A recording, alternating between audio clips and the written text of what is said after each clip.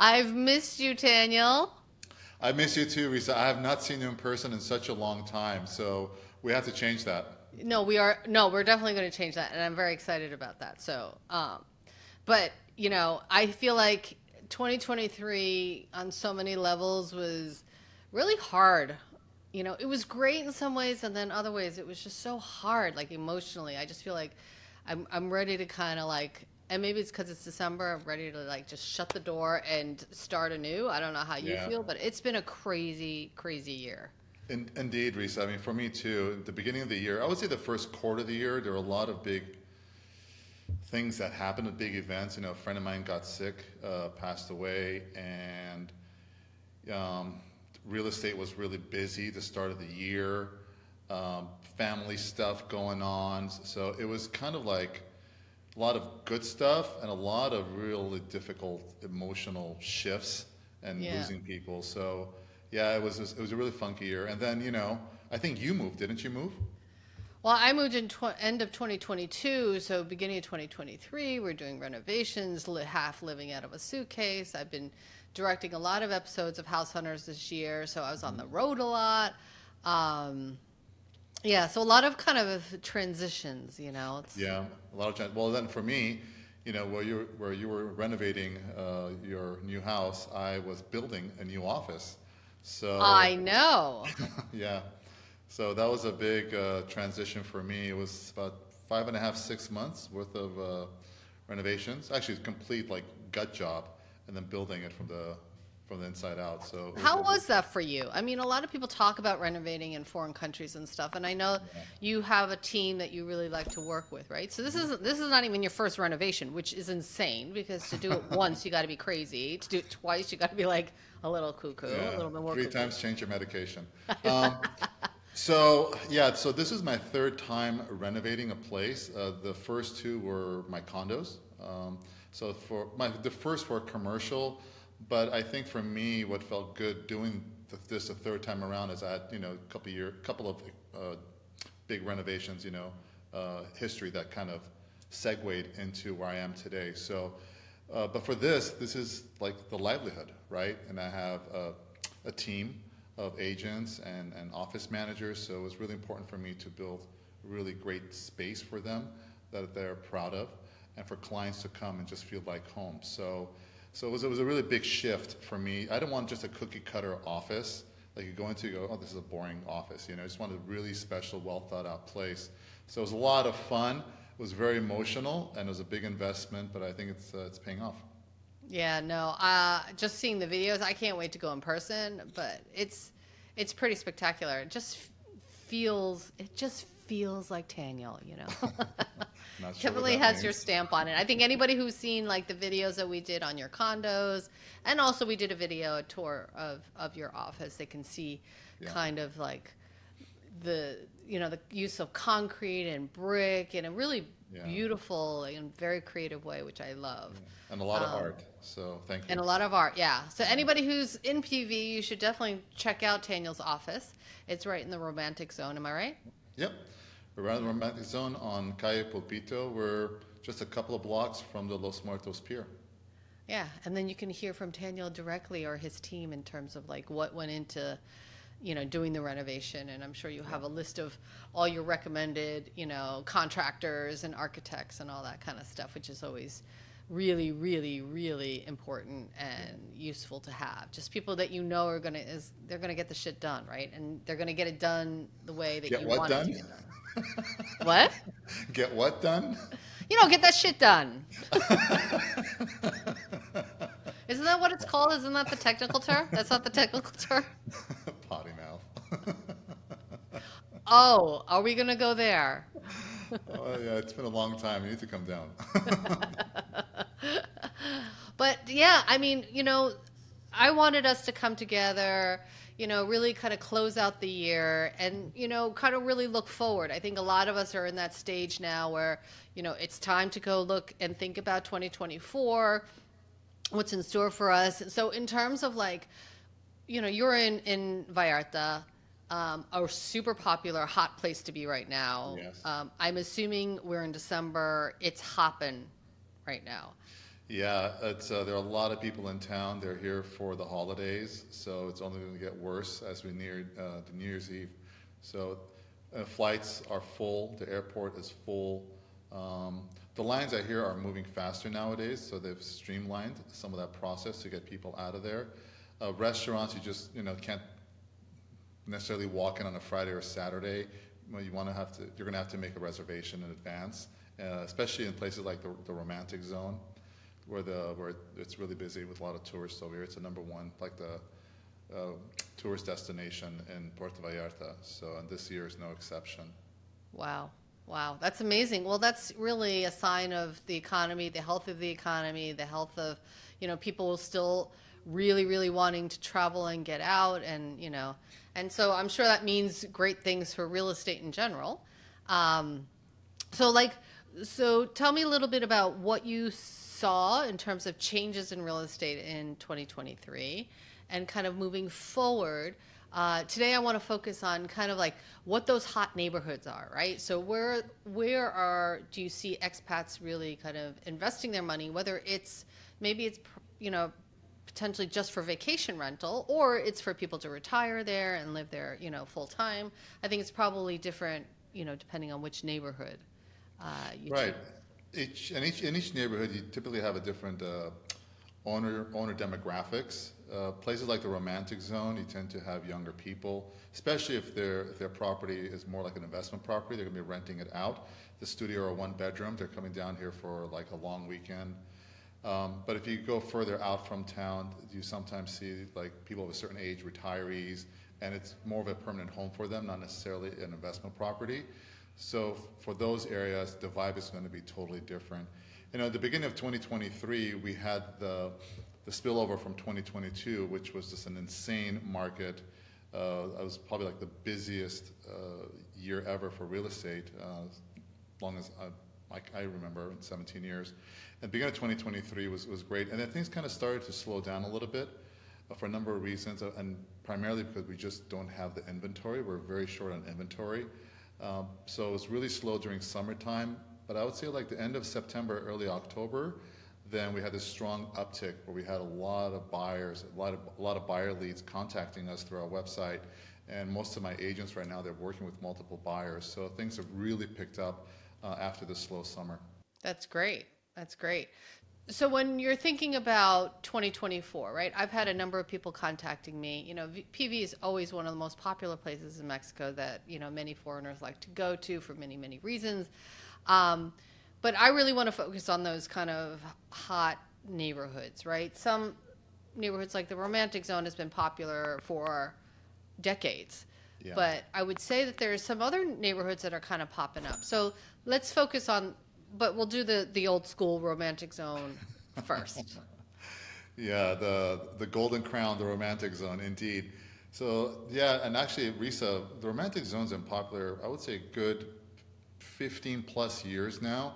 That wasn't the case when I first moved over here, but it's become like the crown jewel of real estate and tourism. And for people that want a really strong, great investment property, like an Airbnb, the romantic zone has been kind of like the cash cow, you would say, for that purpose. But that's not the only area. There are other residential areas adjacent to romantic zone that are wonderful, like Amapas and Conchas Chinas. I used to live in Conchas Chinas, a few years ago, and Amapas is just adjacent to it on the northern side of the hill. And so those areas, they're starting to see some construction. The new condominium buildings have been going up, and then more are planned.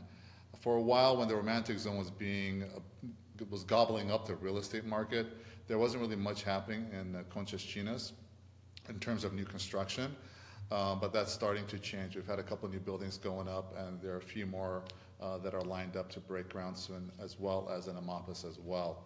So those are really great areas. So if you don't want to be in the center, ground zero of the romantic zone with all the restaurants and all the nightlife and activity, then just a couple of minutes away in the hillside, you could be in Conchas Chinas and Mapas. And also these two neighborhoods have a beach as well. So lower Conchas Chinas, lower Mapas Beach, beautiful, beautiful beaches. You don't really have any vendors going by. So if you don't want to buy any tchotchkes, you just kind of want to chill out. You don't have all the restaurants and all the other services per se open to the public in Lower Amapas and Conchas Chinas, but you do have some beautiful buildings that offer some of those services. So that's the kind of the give and take. Yeah. Uh, And I would also say that you kind of, I don't know if, and maybe I'm overstating, but Amapas and Conchistinas, I mean, it's literally building homes and buildings on a hill. So I know that it's pretty hilly. Yes. You do see a lot of cobblestone streets there still. I kind of feel like you have to be a little fit or not, or be willing to climb up a hill or down a hill. So I think if you have any sort of disability, it's not, I think it's Wait, better. you're not going to rock climb. No, up- no. Well, It's not that kind of a place. Okay, it's not that steep, but it is. I remember you used to live in Conchistinas, and I was like, wow, this is a good workout. Yeah. Well, I mean, so from the highway into the mountainside is upper Amapas and upper Conchas Chinas. That's where I used to live. And definitely, having a car is nice. From the highway down to the beach, it's not really hilly, it flattens out. It's a very comfortable walk. And the distance between the highway and the beach is a very short distance. But from the highway into the mountains, and it goes up forever, right? So the elevation is really high up there. But definitely, when I used to live in Conchas Chinas and walk my dogs down to Conchas Chinas Beach, from Upper Conchas Chinas down, it was probably like a 15-minute stroll down, and it's 30 minutes or so going back up because walking uphill. 30 minutes Yeah, or 2 hours. Depends how many drinks you've had. You're out of shape, Risa. So in terms of investment property, so if someone wanted to, buy an investment property that they know they're going to rent out, whether they're a snowbird or whether they want to do it year round, I did do an interview actually with Cindy Duchateau's, and so she gives a lot of tax advice to particularly Americans, and I know that starting this year and next year, they're really going to be kind of clamping down on these taxes that, for the most part, people haven't really been paying. They've been pretty lax about it. But Yeah. starting now, basically, apparently, that's something that you really need to think about as you're moving forward if you're going to purchase an investment property and the taxes that you need to pay when you rent out your property. And if people are interested in that video, I'll put the link right up here so that you could take a look and see in terms of how it might affect you. But in terms of, would you say that Romantic Zone is still like the number one place to think about purchasing if you want to buy an investment property that you want to rent out? Oh, hands down, the Romantic Zone is still number one. It's still the king or queen, if you want to call it, for an investment, definitely. The Romantic Zone offers all these conveniences that are just steps away from your front door. So that's great for a vacation. You don't have to get in a cab. You don't have to hop in a bus. You have little independent grocery stores. You have banks. There are medical facilities, the restaurants, the cafes, retail outlets, the beach, Los Muertos Beach. As part of the Romantic Zone, you can go to the pier. So it's really convenient for people that are here for a short term. Whether it's like a long vacation or a week, 10 days, they have everything just all around them in the Romantic Zone. So those are great perks that you can't necessarily find in other communities. Right, exactly. But because the Romantic Zone has gotten more expensive over the years, that everybody knows it's a hot spot, it has been widening out, and that's why I think that you see these other neighborhoods that are really starting to pick up and gain a lot of attention. So what types of community or what types of foreigners do you see, say, living in Amapas and Conchas Chinas, for example? So in Amapas and Conchas Chinas, mostly Americans and Canadians that, although the clients that we have that invest there, and they tend to be of a certain age. They're usually retired or close to retiring. They like to entertain more at home. They enjoy the amenities, in the condominium building, the pool, just kind of lounging around. If they own homes, if they're going to entertain, sometimes they hire a cook. And then once in a while, they'll come down to a Romantic Zone for dinners. But they typically, they're not coming down here to party every single night. So as you get closer to the hub, the center of the city, then the vibe changes, the demographics change, and you tend to have a younger crowd that are investing here, and the tourists. There are a lot of people that just enjoy. They want to go out to restaurants, they want to go to the beach all the time and have just party and socialize. Whereas Amapas and Conchas Chinas, they'll socialize at home once in a while, and they'll come into town once in a while, right? So it's quite different. If we're going to be living here long term, that's something to consider. Do you want to be in the heart, in the center of the city with all the activity day and night, doesn't sleep? Or being like 2-minute cab ride good enough for you, where you can just kind of come down to all the hustle bustle and then go back home? Right. And then Amapas and Conchas Chinas has the advantage of being in the hillside, so then you have these crazy views of Banderas Bay. Spectacular, yes. Because you're just elevated and you're higher up, which is pretty spectacular. So it's harder to see that, of course, in the romantic zone, unless you're on some rooftop and you happen to be in the tallest building or whatever. Sure. There's definitely views to be had in the romantic zone as well, right? Yeah, but just pointed out, the views are totally different in the romantic zone versus Amapas and Conchas Chinas in the hills. The romantic zone, for the most part, is pretty flat. There are some hillside regions, and you've got a few condominium buildings in those areas, and they do allow for the spectacular views. But otherwise, unless you're right on the beach, you're not going to get the views from your unit per se. You might get it from the rooftop of the building where the pool is, the gym, and the bar. But if you're a type of person, say, Taniel, I want to sit on my balcony and have these fantastic views of the ocean and the city in my condo in the romantic zone, well, then I would say, all right, so that's basically going to be on the water or in one of these little molehills found in a romantic zone. Otherwise, you're going to get that from the rooftop if you're going to be living in the flats. But if you're in the Amapas and Conchas Chinas, the majority of that, the upper Amapas and Conchas Chinas, it's a rock climbing mountainside, as you pointed out. Not. From there, you've got some spectacular buildings, condo buildings and homes where the views are it just kind of sprawls out forever. It's fantastic. Yeah. Yeah. Actually, Risa, you and I filmed in one of those buildings called Avalon.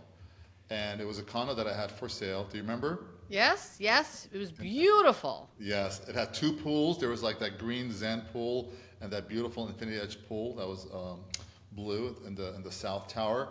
So that's a fantastic building. Those units are going for over $1 million now. Wow. Yeah.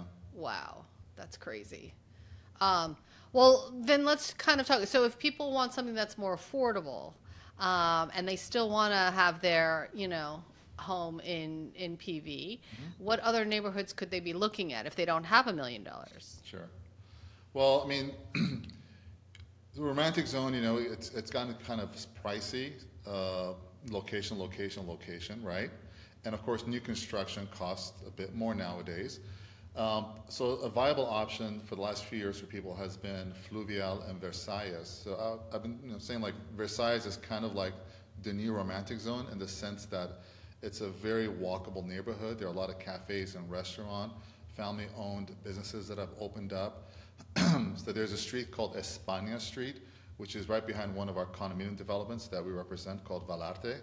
And on España Street, there are like, I would say over, 8 or 10 restaurants and little cafes and bars over there. It's fantastic. And they're all independently owned, so there aren't any big box grocery stores there. I'm sorry, big box restaurants, So that's a wonderful place. And Fluvial, it's his neighboring sister. It's fairly new. And over there you've got the Costco, you've got La Comer, which is kind of like Whole Foods.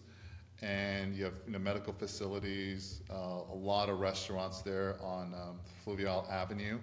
So that's a big commercial street that goes right into the hotel zone. So that's becoming a big booming neighborhood for these last, I would say 15 plus years. So I would say look over there. And the prices there now is what the romantic zone used to be, years ago. And you're really close to the romantic zone from Fluvial, Versailles. Depending on traffic, you could be in a romantic zone within 15 minutes. And oddly enough, there is a condominium project that we represent now called Corallian Living, and it's at the halfway point between the romantic zone and Versailles Fluvial. It's in a neighborhood called Lázaro Cárdenas. So in Las Cardenas, they have nothing but local family-owned like taco stands and restaurants. There's the stadium where people go. You can there's a track and field, so people are going there for sports and exercising. The beach is a short walk from Lázaro Cárdenas community, and from there to the boardwalk, the Malecón, El Centro, is probably around, like I would say, like a 5-8 minute drive, really, really close. And you're like right in the center, again, between the romantic zone and Fluvial. And from Corralian Living, it's literally perched at the highest point of that hill, and there are nothing but amazing views from virtually all the units over there. Wow, that Yeah, sounds amazing. yeah, we're gonna start delivering in about a month or two. That's really exciting. That's so awesome. Yeah, because I just feel like, just when you feel like there's not enough, there's no more land to build on, it's like, it just all of a sudden you see this building pop up, right? It's kind of like New Yeah. York City gets like that too. Um, well, that's so cool. So I know that, in years past, like the marina area and the hotel zone had been really, really hot. Do you still see people investing in those areas or not so much anymore? So in the last, I would say, 5 to 7 years, there's been this resurgence, this new energy that's come into the marina. They have a farmers market. I believe it's on Thursdays. It's in the evenings, and that's great. That has brought a lot of people to that community, and there are a lot of great new restaurants that have opened up. So it's a wonderful place to visit and invest in. And the marina from the airport is literally like 3 minute drive. You're right there. They have a golf course. And just south from there is the hotel zone. There hasn't been anything new being built directly on the beach per se, just behind a couple of buildings a few buildings have gone up. And then you have Versailles and Fluvial, of course. That's behind the hotel zone. Right, right. And then we were talking previously. We actually filmed an episode of House Hunters International there, but that's Bucerias, which was very sleepy and very quiet when we filmed there, Remember that? like 8 years ago, Oh, probably. that's not the case anymore. Bucerias has just exploded in popularity and real estate. It's amazing how fast Buceria has caught on people's minds. So that's become a really big hub right now, especially amongst Canadians. Years ago, when the Romantic Zone was booming, the Canadian, most of our real estate here is priced in dollars. You can definitely purchase in pesos, but most of the properties are advertised in dollars. And so when the exchange rate wasn't very favorable between the Canadian currency and the US dollar, a lot of Canadians looked further north on the beach, and Bucerias was a viable option for them because the prices there were generally lower. And I would say in the last 5-7+ years, I mean, there are just a lot of buildings going up. And Bucerias is not very big per se. From the highway to the beach, depending if on the southern part of Bucerias versus the northern part, I mean, it can go from like maybe 4 blocks, 5 blocks maximum at its widest, like up to like 2.5 blocks. So it just kind of narrows and points up. And then you do have East Bucerias, which is from the highway going inland, and that's been booming a lot. Of course, there's a lot more land, going eastbound, so you have a lot more gated communities that have been being built. So it's a really wonderful place to explore. Prices are a lot lower, I would say, on the east side of Bucerias versus on the beach side, right? But prices have been creeping up over there, and they're pretty comparable. Some of these buildings that offer all the bells and amenities to new construction in the Romantic Zone. So you might not always get a bargain nowadays, depending on if you're going to be on the beach side of the highway versus on inland on the east. But there are some opportunities still to be had, but prices are creeping up there. Wow, that's great to know. So then I guess, if you are a potential retiree, you're looking to retire in the next year or so, or you're looking to be an investor, what should people be thinking about as we go into the new year? Great question. Well, I have a lot of clients that have contacted me and said, "Oh, I'm about a year or two away from retiring." And if that's the case, I would say, well, would you consider pre-construction? Because generally speaking, in pre-construction, there are discounts being offered by the developer in the earlier phase of construction. And if your plan is to retire in 2 years, then maybe you don't have to. You don't know what the property values are going to be in 2 years. Chances, real estate always goes up. It might go down a little bit, but in the end, as we all know, prices will go up, right? So not knowing where you're going to be in terms of prices, there's a good indication values are going to continue to rise. Pre-construction might be a viable option, and that being because for most pre-construction, you're making payments in installments, so you don't have to hand over all that money right now. You could be making smaller installments, get a discount, you're locked in at that price, and by the time you come down here, that project is nearing completion or is just completed, and you can come in and move it into a brand new home. If you do want to wait until you are retired and you don't want to buy pre-construction, and your plan is to purchase in 1 or 2 years, not now, you don't care to invest in a home and start renting it out until you retire, I would say then get yourself connected with an AMPI real estate agent. AMPI is the National Association of Realtors in Mexico, and have them set up an MLS portal for you so you can start looking at properties in the areas that you're interested in, so you can kind of follow the trend and see what's going on, what properties are coming on the market, how are the prices moving up or down, is it flat, and then if something were to pop up that's your dream home and you feel comfortable making a move, then you do that. At least you can start looking and familiarizing yourself with the market, and any questions you may have, you can ask your AMPI agent, how do you buy a pre-construction, how do you buy a resale, and start thinking about how this is all going to play out when the time comes for you to pull the trigger. That's great. That's great. So, Daniel, if people want to reach you, find you, stalk you, no, I'm kidding. if they want to reach out to you, how do they find you? Sure. You could visit our website. It's TanielChemsian.com, TanielChemsian, and our contact information is right there. That's awesome. Awesome.